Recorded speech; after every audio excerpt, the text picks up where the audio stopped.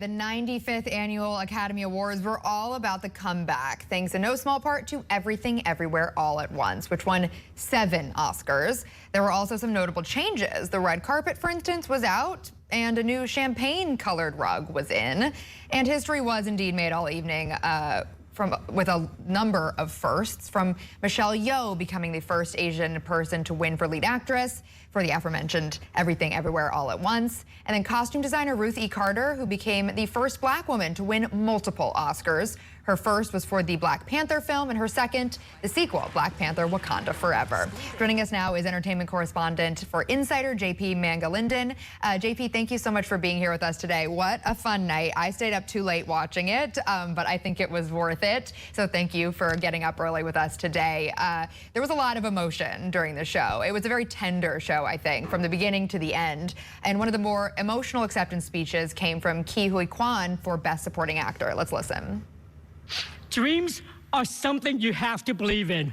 I almost gave up on mine. To all of you out there, please keep your dreams alive. Now, I admit I teared up at that. I'm also a USC grad, so that was a special moment to see him win there. Did that stand out to you, that moment?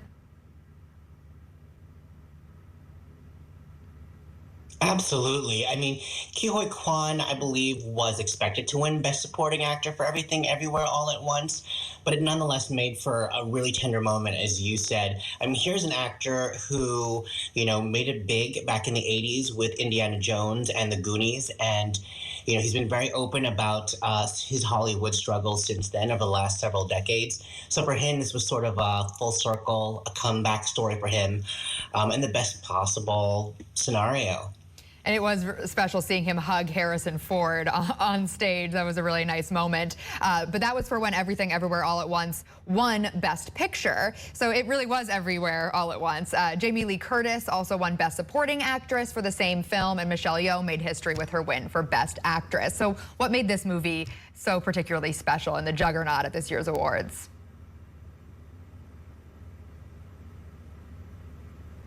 Well, it actually, it won, as you mentioned, it won 7 awards, and it won the most number of awards for performances in front of the camera in the Oscars' 95-year history. So it's a milestone in that regard. And then, as you mentioned, it's a milestone with regards to Michelle Yeoh being the first Asian actor to win lead actress. I think that was a really sweet victory for her, and it was her first Oscar ever.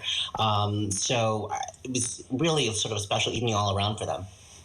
And I mentioned at the top, this was all about the comeback this year, from Quan to Brendan Fraser, who won Best Actor for his role in The Whale. How do these comeback wins help bolster Hollywood and the Oscar viewers at home? It did feel like a lot of the theme last night was people returning to the movies.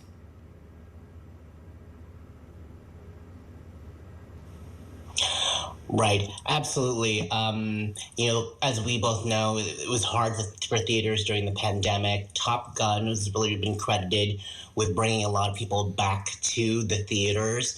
So in many ways, this Oscars gala felt like the first time in which there was more of a sense of normalcy.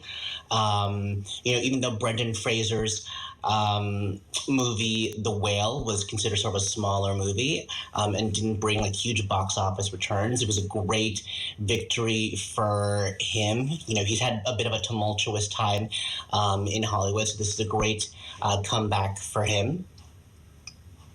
Yeah, it was really special to see, and all the speeches were really wonderful. All right, JP Mangalinden, entertainment correspondent for Insider, thank you so much for getting up super early for us on the West Coast. I appreciate it.